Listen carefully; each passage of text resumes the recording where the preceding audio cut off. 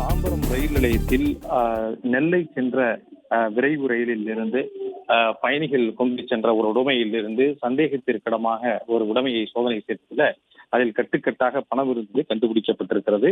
அதில் ஒரு 3 பயணிகளை பிடித்து தற்பொழுது தாம்பரம் ரயில்வே போலீசார் தொடர்பாக விசாரணை மேற்கொண்டு வருகிறார்கள். அந்த பணம் மொத்தமாக ஒரு 4 கோடி ரூபாய் அதில் பணம் இருந்ததாக தெரிய வந்திருக்கிறது.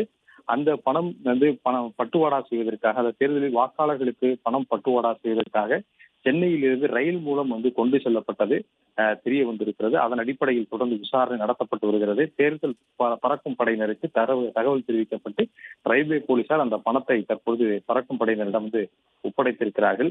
இந்த பணத்தை கொண்டு சென்ற பயணி அந்த 3 பேரும் யார், அவர் யாரிடமிருந்து இந்த பணத்தை கொண்டு செல்கிறார்கள் என்ற விவரங்கள் கைப்பற்றி தொடர்ந்து விசாரணை நடத்தப்பட்டு வருகிறது.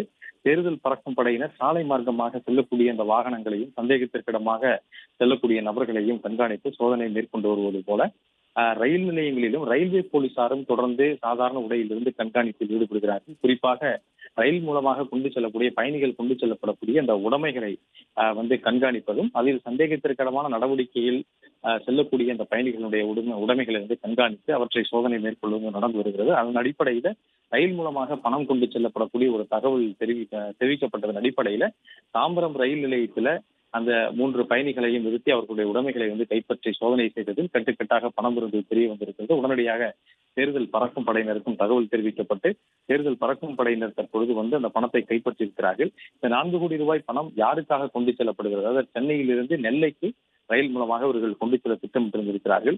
தேர்தலில் வாக்காளர்களுக்கு பணம் பட்டுவாடா செய்வதற்காக இந்த பணத்தை கொண்டு செல்லப்பட்டதும் முதற்கட்ட விசாரணையில் தெரிய வந்திருக்கிறதுனால யாருக்காக இந்த பணத்தை கொண்டு செல்கிறார்கள், இங்கிருந்து யார் கொடுத்து அனுப்பியது போன்ற விவரங்கள் குறித்து அந்த 3 பேரிடமும் தொடர்ந்து விசாரணை நடத்தப்பட்டு வருவதாக தகவல் வெளியாகி இருக்கிறது.